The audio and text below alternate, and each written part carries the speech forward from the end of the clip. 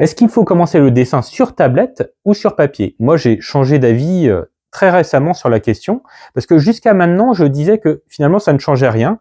Le numérique ou le papier, bah, ça restait du dessin.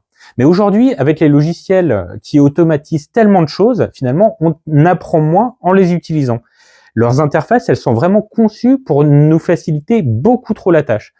Pour donner un exemple, avant, pour détourer une image, il fallait utiliser l'outil Plume de Photoshop et ça demandait de simplifier et de synthétiser les formes.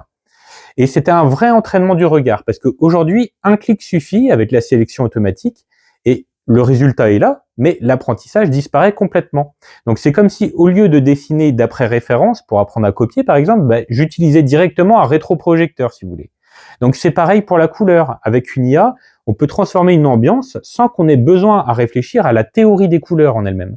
Donc petit à petit, le créatif comme ça qui apprend avec le logiciel, il en devient de plus en plus dépendant. Et du coup, il est aussi dépendant de son abonnement, hein. Et les abonnements, ils sont de plus en plus chers. Moi, c'est bien simple. Pour le travail, je paye presque 80 € par mois pour travailler sur la suite Adobe, Photoshop, Illustrator et compagnie. Donc, le papier, par contre, ça reste quasiment gratuit et puis c'est très libre.